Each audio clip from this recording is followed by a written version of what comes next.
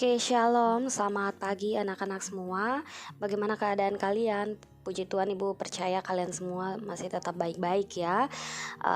Anak-anakku sekalian, di pertemuan kemarin kita sudah membahas ya tentang perubahan sosial budaya dan globalisasi untuk materi pengantar kita, yaitu hakikat globalisasi. Jadi kalian sudah tahu dulu apa itu globalisasi ya, pengertiannya, contohnya bagaimana ya.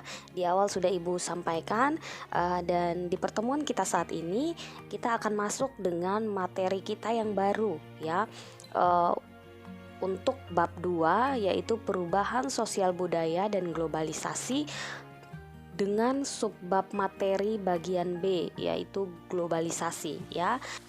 Jadi untuk materi bagian B, subbab B ini tentang globalisasi, kalian akan mempelajari materi yang pertama, yaitu tentang bentuk-bentuk globalisasi. Oke anak-anak, jadi ini adalah tujuan pembelajaran kita di pertemuan kali ini ya.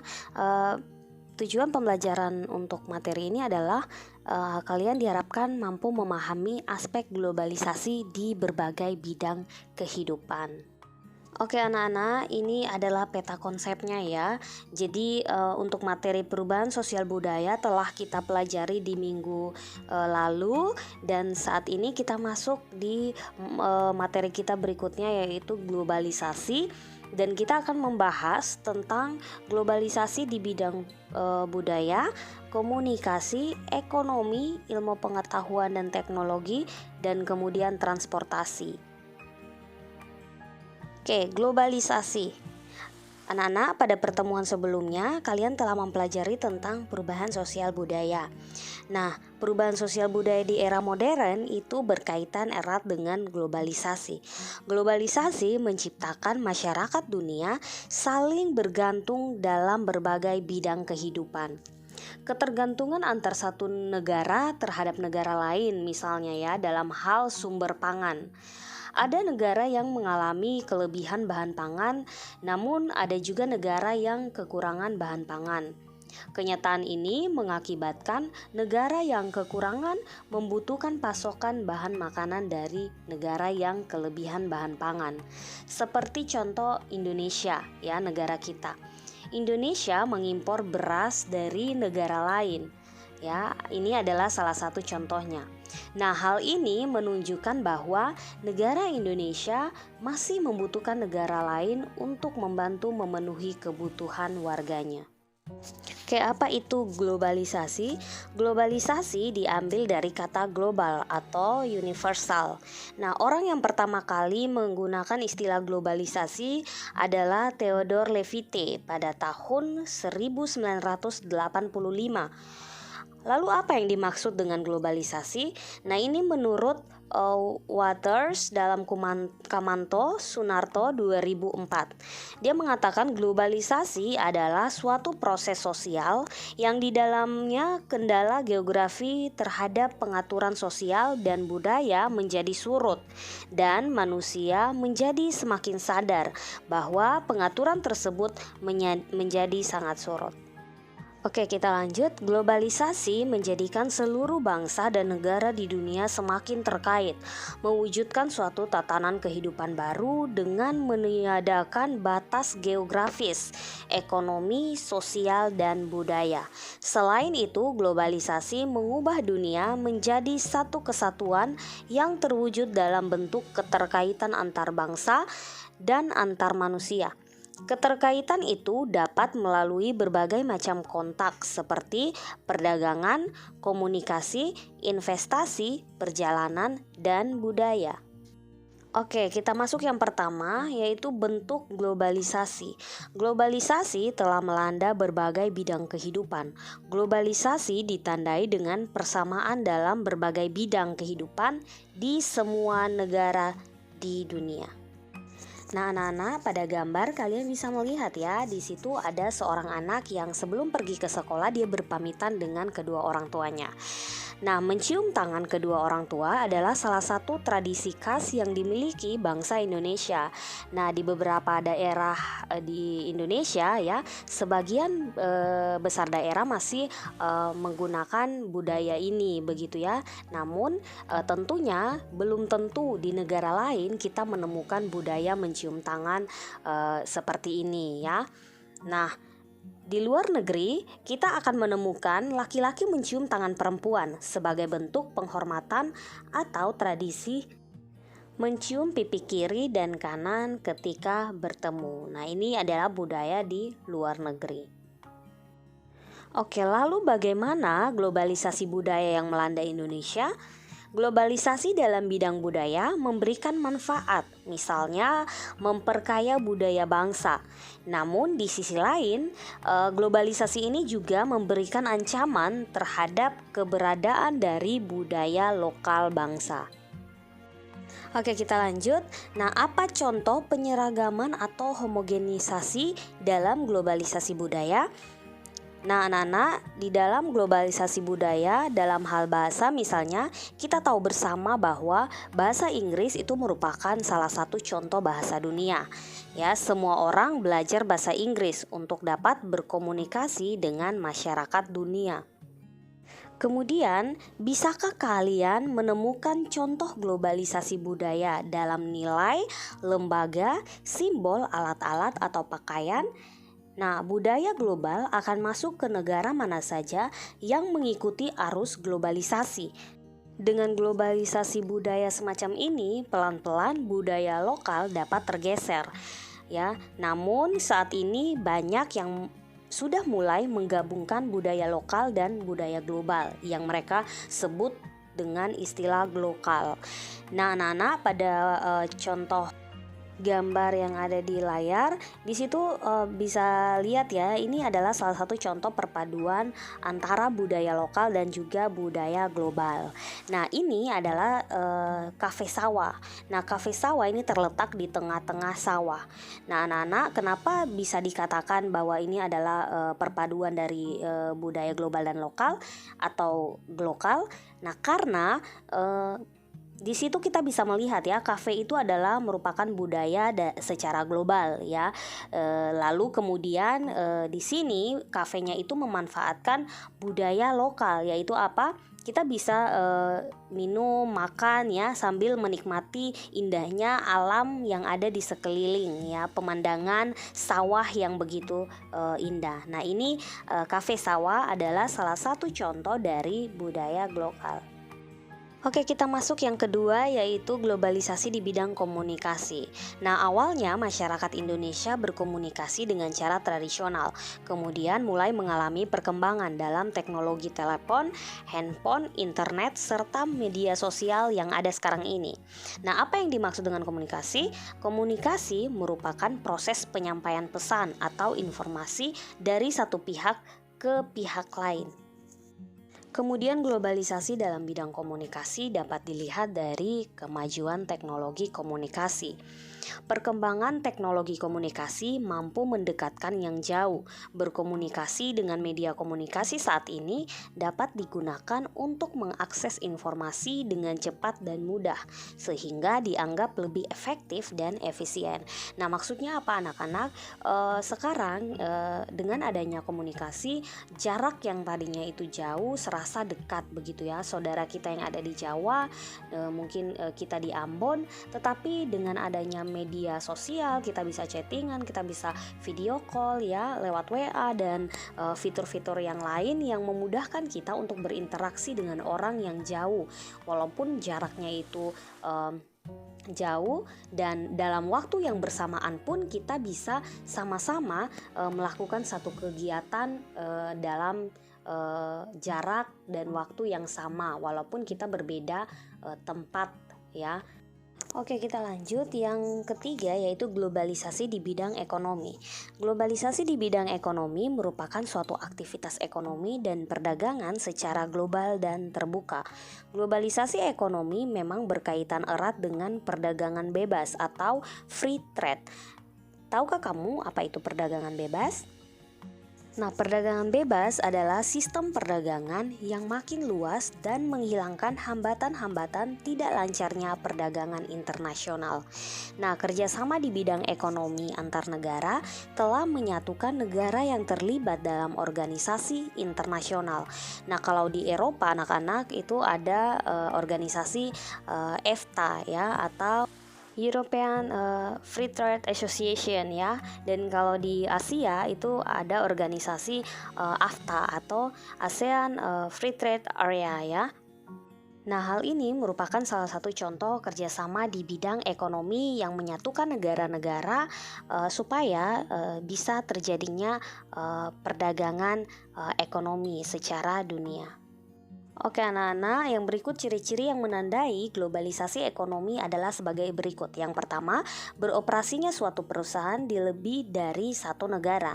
Nah, maksudnya adalah suatu perusahaan dia mampu membangun perusahaannya di negara yang lain. Jadi, dia membuka perluasan wilayah di negara lain. Lalu yang kedua, membuka peluang pasar produk dari dalam negeri ke pasar internasional secara kompetitif. Yang ketiga, batas suatu negara akan menjadi kabur. Maksudnya adalah kita bisa menemukan produk kita itu ada di luar negeri, dan juga luar negeri pun begitu ya, bisa produknya ada di dalam negeri. Lalu yang keempat yaitu adanya penghapusan seluruh batasan dan hambatan terhadap arus modal, barang, dan jasa. Nah, dan masih banyak lagi anak-anak ciri-ciri yang menandai globalisasi ekonomi. Jadi apabila ada yang demikian berarti itu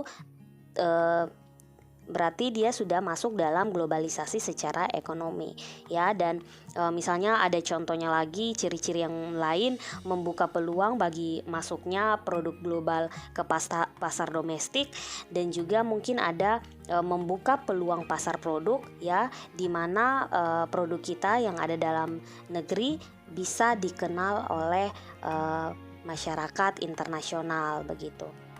Nah, globalisasi ekonomi diakui telah mampu meningkatkan produksi global. Tidak dipungkiri suatu negara akan mengalami peningkatan kemakmuran. Kenapa demikian? Nah, karena perdagangan bebas memungkinkan masyarakat berbagai negara lebih banyak mengimpor barang dari luar negeri, sehingga konsumen lebih variatif dalam menikmati barang dengan harga yang lebih rendah dan lebih baik. Namun begitu, globalisasi ekonomi dapat menyebabkan sektor keuangan semakin tidak stabil dalam suatu negara. Nah, artinya apa anak-anak? Artinya bahwa dengan adanya globalisasi ekonomi ya, kita sebagai konsumen akan menikmati barang yang semakin variatif ya. Jadi pemilihannya itu banyak variasinya ya. Namun anak-anak sebenarnya ada dampak negatifnya juga, di mana kita tahu bahwa produk lokal atau produk di dalam negeri itu menjadi mati begitu, tidak laku, tidak laris di pasaran ya, karena adanya globalisasi ekonomi atau produk-produk dari luar yang memang lebih variasinya lebih banyak dan juga harganya itu terjangkau ya. Dan hal ini juga memberikan dampak bagi dalam negeri begitu ya. Untuk itu anak-anak, penting bagi kita sebagai warga negara Indonesia harus mencintai produk-produk di dalam negeri atau produk hasil produksi dari Indonesia ya. Oke, berikutnya kita masuk yang keempat, yaitu globalisasi di bidang iptek, ilmu pengetahuan dan teknologi. Pesatnya perkembangan ilmu pengetahuan dan teknologi mendorong semakin cepatnya globalisasi. Iptek, ilmu pengetahuan dan teknologi, merupakan kekuatan utama dalam meningkatkan kesejahteraan yang berkelanjutan dan peradaban suatu bangsa. Nah, lalu apa yang dimaksud dengan iptek atau ilmu pengetahuan dan teknologi? Nah, iptek atau ilmu pengetahuan merupakan upaya mencari pengetahuan yang dapat diuji dan diandalkan ya. Sementara teknologi merupakan seluruh perangkat, ide, metode, teknik, atau benda-benda material yang digunakan untuk memenuhi kebutuhan manusia. Nah anak-anak, apakah kamu dapat dengan mudah mencari sumber informasi dari teknologi internet? Atau kamu dapat dengan mudah berkomunikasi dengan teman menggunakan teknologi ataupun media sosial. Nah, apabila kamu dapat melakukan hal tersebut, maka kamu saat ini sedang berada pada perkembangan iptek ya, atau ilmu pengetahuan dan teknologi. Perkembangan iptek tidak bisa dihindarkan oleh sebagian besar lapisan masyarakat dunia. Penggunaan teknologi komputer, faksimil, handphone, siaran televisi, serta satelit telah mempercepat aliran informasi menembus batas dunia. Nah, artinya apa anak-anak? Bahwa sekarang ya informasi sudah bisa kita dapatkan dengan sangat cepat ya. Informasi apapun dapat kita akses ya dengan mudah melalui internet ya. Dan dalam konteks saat ini kita dalam kondisi pandemik ya, kita belajar dari rumah secara online. Nah, kalian itu punya manfaat dampak positif dari pandemik ini. Bagaimana kalian bisa memperoleh informasi yang banyak yang menambah wawasan kalian ya dengan mudah dan cepat hanya dengan melalui internet ya. Tentunya informasi yang kalian peroleh dan kalian dapatkan adalah informasi yang baik ya, yang membangun, yang menambah wawasan, dan bukan informasi yang bersifat negatif begitu ya. Tetapi ada banyak manfaat yang bisa kalian peroleh begitu ya anak-anak. Untuk itu ibu mengajak kalian juga untuk bagaimana bisa menggunakan internet yang ada ya dengan bijaksana begitu ya. Nah, anak-anak, kita masuk yang terakhir atau yang kelima, yaitu globalisasi di bidang transportasi. Nah, perkembangan alat transportasi merupakan salah satu ukuran dari globalisasi. Nah, anak-anak, kalian bisa lihat ya di contoh, di gambar itu adalah kereta cepat. Nah, kereta cepat ini ya kita bisa menyimpulkan bahwa yang dulu kita menempuh jarak dari suatu daerah ke daerah yang lain membutuhkan waktu yang sangat lama dan juga jarak tempuhnya yang sangat lama. Sekarang dengan hadirnya globalisasi di bidang transportasi, kita mampu mencapai suatu daerah satu dengan daerah yang lainnya itu dengan waktu yang sangat singkat ya, dan juga jarak tempuh yang sangat cepat dan pendek begitu ya. Nah, inilah salah satu contoh dari globalisasi di bidang transportasi. Nah, transportasi adalah pemindahan barang atau manusia dari tempat satu ke tempat yang lain. Peranan transportasi sangatlah penting dalam suatu negara. Batas-batas wilayah dunia semakin tidak tampak lagi dengan kecanggihan alat transportasi, sehingga mobilitas manusia juga semakin beragam alat transportasi yang dapat digunakan. Nah, globalisasi sangat membutuhkan transportasi dalam proses perkembangannya. Seiring dengan kebutuhan akan alat transportasi, banyak pengusaha melakukan inovasi dalam penerapan transportasi tersebut. Contohnya ya, penggunaan teknologi otomatis dalam mobil, kemudian penggunaan radar, pendeteksi kecepatan lalu lintas di depan sehingga mobil dapat mengurangi kecepatan dengan sendirinya, dan masih banyak lagi ya. Nah, hal inilah ya yang membuat perusahaan-perusahaan melakukan inovasi di dalam penerapan transportasi supaya lebih berkembang lagi. Nah, anak-anak, yang berikut adalah kira-kira faktor apa yang mendorong terjadinya globalisasi di bidang transportasi. Ada 3. Yang pertama yaitu manusia menginginkan perubahan karena mereka menuntut hidup yang lebih mudah dan praktis. Yang kedua, perkembangan teknologi yang ditandai semakin majunya pendidikan. Dan yang terakhir, faktor yang terakhir yaitu perkembangan di bidang komunikasi yang membuat perkembangan alat transportasi diberitakan dengan cepat ke seluruh penjuru dunia. Nah, anak-anak, jadi dengan adanya teknologi yang semakin canggih ya, orang-orang kemudian lebih dipermudah dengan adanya teknologi tersebut ya. Jadi misalnya Kalau dulu ya kita mau beli ya sesuatu barang begitu ya, misalnya saja membeli barang dari Sumatera ke Pulau Jawa, nah itu membutuhkan waktu yang sangat lama, bahkan itu pun harus diangkut begitu ya, harus berhenti dulu di di pelabuhan, harus istirahat dulu ya, kemudian baru jual ke masyarakat. Nah itu membutuhkan waktu yang sangat lama ya. Tetapi sekarang ketika mau membeli barang ya, misalnya kita mau beli sepatu, tas dan lain sebagainya, kita tinggal membeli saja. Misalnya kita dari daerah sini dan harus membeli ke luar daerah, kita tinggal belanja saja, kemudian nanti akan ada pilihan pengiriman, jasa pengiriman ke siapa, misalnya perusahaan jasa pengiriman, tergantung yang kalian pilih itu apa, ada banyak jasa pengiriman, dan kita dapat memperoleh barang-barang yang telah kita pesan itu dengan waktu yang sangat singkat. Kalau dulu membutuhkan waktu berbulan-bulan ya, kalau sekarang itu cuma membutuhkan beberapa hari saja ya. Nah itu lebih mempersingkat. Nah, itu dia tadi ya materi kita ya, yang pertama tentang bentuk-bentuk globalisasi. Oke anak-anak, kalian sudah mempelajari ya tentang globalisasi di berbagai bidang kehidupan kita. Nah, ada beberapa bidang tadi. Oke, ada 5 bidang ya anak-anak. Kita sudah melihat globalisasi di bidang budaya, globalisasi di bidang komunikasi, di bidang ekonomi, di bidang ilmu pengetahuan, dan juga di bidang transportasi. Nah, Ibu Bella berharap kalian semua dapat memahami materi kita di hari ini ya. Oke anak-anak, sekian pertemuan kita di saat ini. Kita akan lanjut materi kita di pertemuan berikutnya. Ibu Bella memohon maaf ya apabila ada salah-salah kata maupun keterbatasan dalam menyampaikan informasi.